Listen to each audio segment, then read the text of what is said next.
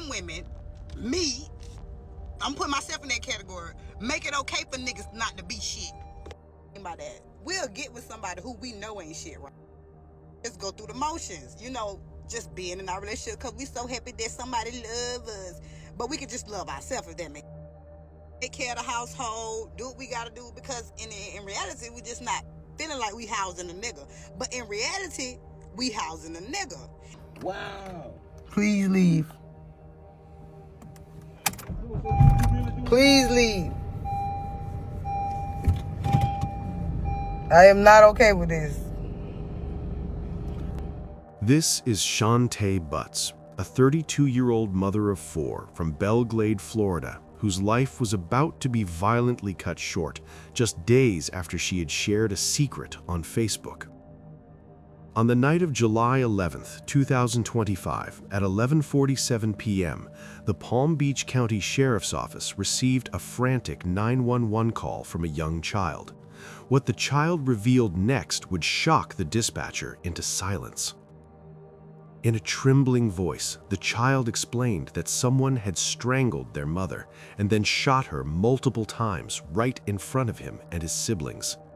When deputies arrived, chaos had already taken over the home. Screams echoed, panic filled every corner, and just feet away, lying lifeless on the floor, was Shantae. She had been murdered in cold blood, but she wasn't the only one. Just feet away was the lifeless body of someone else, someone who had tragically been caught in the line of fire. But the story didn't end there. As investigators dug deeper, a horrifying pattern began to emerge. This was not the first time Shantae had been targeted, and what detectives would soon uncover was far more chilling than anyone could have imagined. Before we confront the moment that shattered everything, let's rewind to where it all began, because the stories that look the most ordinary often hide the darkest truths. Don't touch me, little man. Move, get back. Come on, that. Get back. Take Move, it, man. bro. Move, get back. You don't Get take it back. for real? No, I'm not. Get back. Please move from my car, bro. Move, little man. Please move. Oh, you on that for Move, real? little man. Move. Get my door, please. Get my door. 32-year-old Shantae Butts was a resilient young woman who had experienced her share of challenges. Though adopted, she grew up in a loving home, describing herself as blessed to be adopted. So I was very blessed with being adopted by my mom. Her early years shaped her independence and determination. She was a woman who understood her worth and refused to settle for toxic relationships, often sharing her thoughts about self-respect and boundaries on social media. Like, I think my real problem is with that situation is, if I can get up every day and I can put 100% of my effort into being a single mom, and I'm saying that with pride, a single mom, then you could be a daddy. Like, no. And then you know what? Back in the days, they made it so convenient for people to just be deadbeats and nobody. They just like it's okay. Living in Belglade, Florida, a city in Palm Beach County known for its agricultural heritage and high crime rates, Shantae worked hard to support herself, her children, and her household. Belglade, located on the southeastern shore of Lake Okeechobee, has a reputation for violent crimes such as aggravated assault and burglary, making personal safety a constant concern for residents. Sadly, Shantae would be a victim of that same violence. Shantae was more than just a mother. She was a fighter who stood up for herself, even when it meant challenging men who disrespected her. On social media, she often spoke candidly about the difficulties of dating, navigating relationships, and maintaining independence. She was outspoken about boundaries, refusing to tolerate deceit, abuse, or neglect in her personal life. Her family life was complex. In reality, we just not feeling like we housing a nigga. But in reality, we housing a nigga. And from the outside looking in, it looked like he's helping or contributing because your life is still going on the same way. Reality, you up in that bitch screaming to the top of your lungs because every time you turn around, the bill keep flying past that. You gotta catch it. You gotta be the bill catcher. And the motherfucker just sleep. He may be contributing to your life, but he ain't contributing to your bills. Shantae had grown up navigating adoption and later connected with her biological father and siblings through ancestry research. She had 4 children and was committed to giving them a stable, loving home. Despite her personal struggles, she remained fiercely protective of her family, balancing motherhood with her daily responsibilities and social advocacy. Shantae was determined to give her children a better life than the one she had growing up. She worked tirelessly to ensure their happiness and security, pouring herself into motherhood with unwavering devotion. But her ambitions didn't stop there. She built a cleaning business called Polished by Shay, transforming homes and earning a reputation for her skill, professionalism, and eye for detail. Her creativity didn't end with cleaning. She ventured into floral decor, crafting unique arrangements with liquor bottles and money bouquets, each design reflecting her bold personality and entrepreneurial spirit. For Shantae, these businesses were more than income streams. They were proof of her resilience, her independence, and her ability to build something from the ground up. She took pride in being self-sufficient, showing her children and her community that she could rise above challenges and carve out her own success.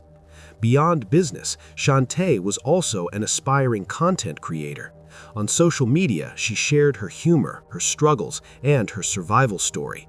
She often called herself a comedian, turning pain into punchlines and stress into relatable skits.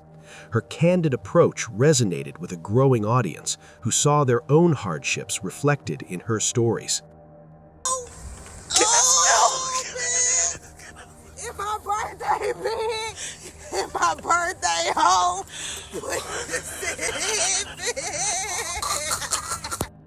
Her most popular series, Deadbeat Daddy, was both humorous and brutally honest, calling out absentee fathers, including the man who would eventually take her life. Through this series, Shantae gave voice to frustrations many women carried silently, and she did it with wit and courage. But her content wasn't just entertainment, it was therapy. It was her way of processing life's chaos while empowering others who found solace in her authenticity. By using humor to navigate her hardships, Shantae built a community of people who felt seen, understood, and inspired by her strength. Shantae was on a path to reclaim her life, moving on from relationships that no longer served her and pursuing her own happiness. This decision, however, put her in the crosshairs of 46-year-old Little Mac Williams, her ex-boyfriend, who could not accept the separation. For years, Little Mac carried a history of violence and run-ins with the law. His record stretched back nearly a decade, marked by repeated arrests and disturbingly light punishments. In 2014, an ex-girlfriend accused him of sexual battery. She was left with visible injuries, swelling, bruises, and a severe hematoma on her head. Despite the seriousness of the allegations, Little Mac served only 36 days in jail, a sentence that many later viewed as shockingly lenient. In 2018, his behavior escalated.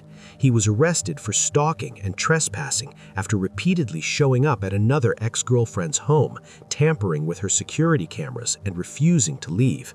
Yet again, the justice system handed down a minimal consequence. Convicted only of trespassing, he spent 59 days behind bars. In 2023, Little Mac struck another woman in the head with an object during a dispute, sending her to the hospital. He was arrested but served just 2 days in jail before being released.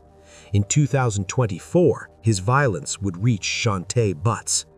After enduring betrayal after betrayal, Shantae made the painful decision to cut ties with Little Mac and move forward with her life. She even opened her heart to someone new, hoping for a fresh start. But breaking free from Little Mac proved far more complicated than she imagined. His behavior grew increasingly erratic, pulling Shantae back into a cycle of abuse. She tried everything to protect herself, kicking him out of her home, changing her phone number, installing security cameras, documenting encounters, and pressing charges. Despite her efforts, his violence escalated. In July 2024, the situation turned terrifying.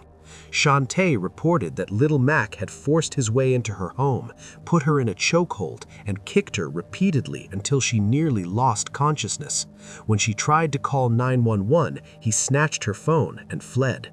Deputies arrested him and charged him with multiple felonies, including domestic battery by strangulation and witness tampering.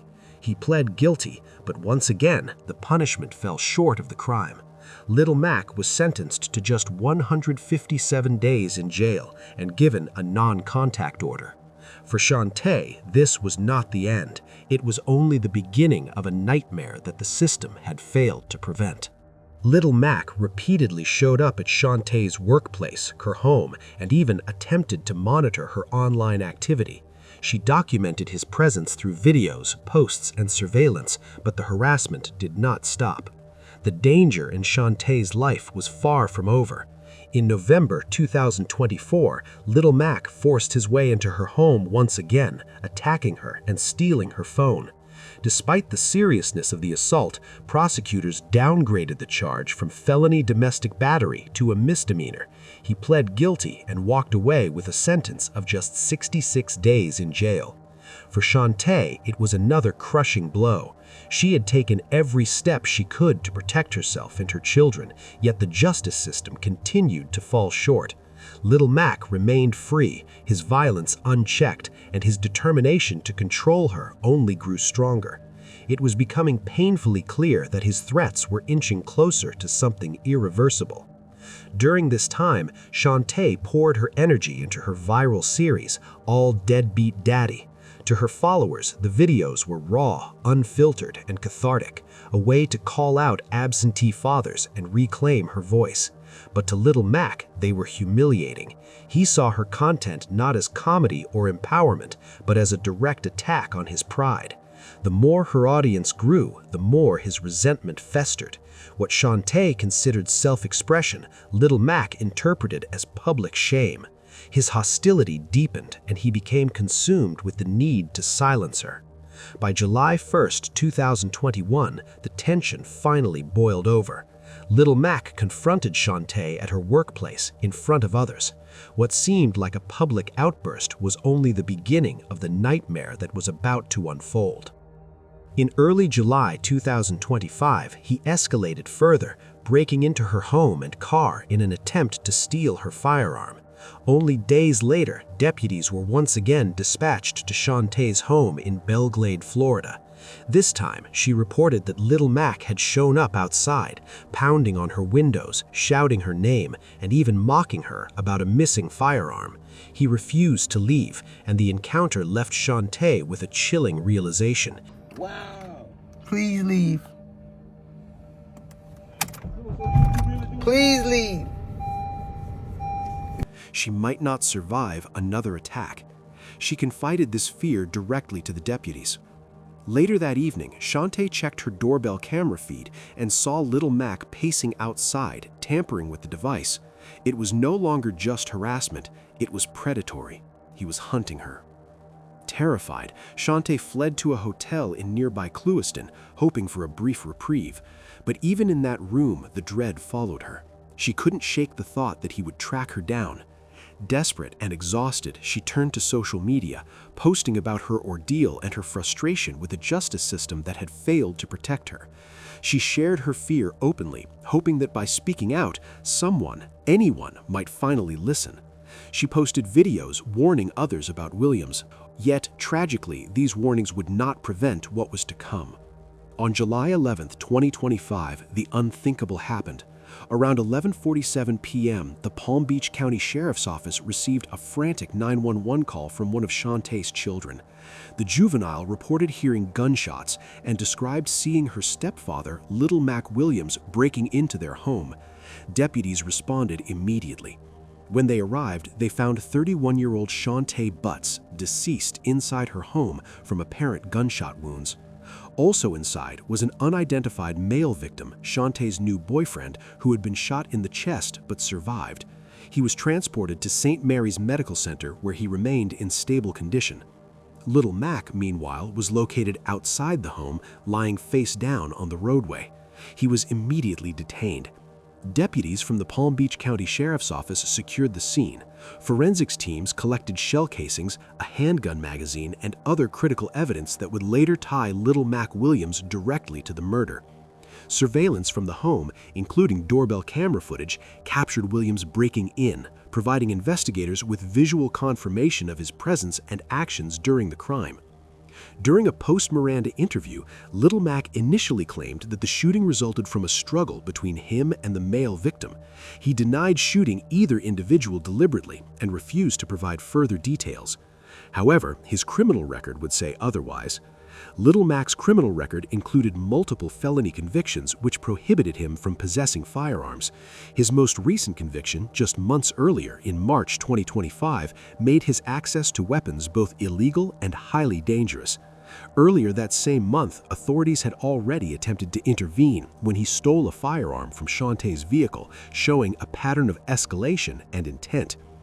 Court documents would later charge Little Mac with 1 count of first-degree murder with a firearm, 1 count of attempted first-degree murder with a firearm, and 1 count of felony possession of a firearm.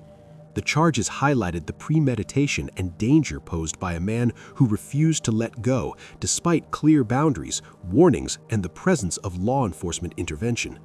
The night of the shooting, Shantae's household contained multiple other adults and 6 children.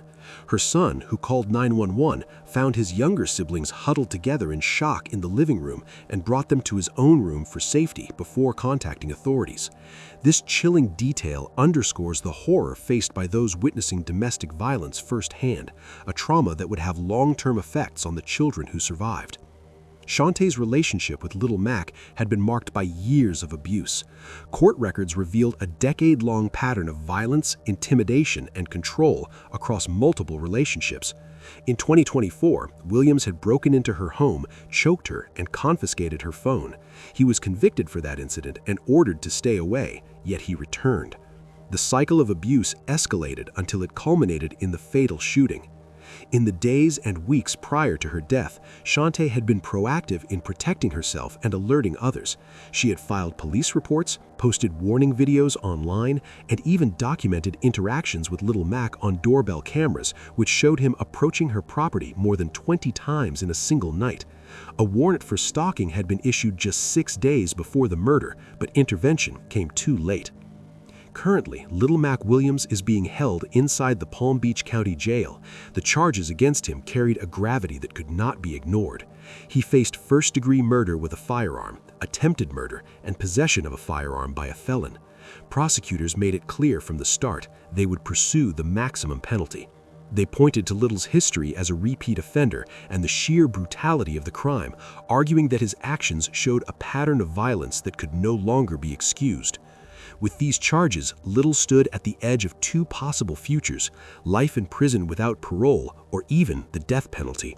The weight of the case hung heavy not only on him, but on the community that had been shaken by Shantae Butts' murder. As the trial pressed forward, Shantae's family and supporters were left grappling with an agonizing question. Would justice finally be served, or would the system fail yet again, abandoning another woman and her children to a man who had shown nothing but contempt for the law? Shantae's story, though deeply heartbreaking, ignited a much-needed conversation about domestic violence and the systemic failures that often surround it. Her tragic death became a stark reminder of the inadequacies within the justice system and the urgent need for reform in how domestic violence cases are handled. Her case illuminated the uphill battle victims face when trying to escape abusive relationships. Despite her efforts to seek help and protection, Shantae was left vulnerable, her pleas for safety met with delays and shortcomings. For her, the system's failure proved deadly. For countless others, the consequences are just as damaging, perpetuating a cycle of abuse and violence with no meaningful solution in sight. Shantae's legacy now stands as both a cautionary tale and a call to action, a demand that society confront the gaps in protection and ensure that no more lives are lost to preventable neglect. Shantae Butts' story is a stark reminder of the dangers that domestic violence survivors face when their abusers refuse to let go. It also exposes systemic issues where warnings, documentation, and prior criminal convictions may not be enough to prevent tragedy. Her death underscores the importance of early intervention, enforcement of restraining orders, and support for those living under threats of violence. Even in the face of stalking and fear, Shantae remained resolute. Her voice, captured in her final videos, serves as both a warning and a legacy, a call for awareness and change in the protection of vulnerable women. In Belle Glade, Florida, a community already grappling with high crime rates, Shantae's death was felt deeply. Residents and authorities alike were reminded of the human cost behind domestic violence statistics. Her life, her advocacy, and her efforts to protect herself and her children could not prevent the ultimate price, but her story continues to shed light on the dangers survivors face daily. What do you think about it? Let us know in the comments below. And if you found this story intriguing, please like, share, and don't forget to subscribe for more stories like this.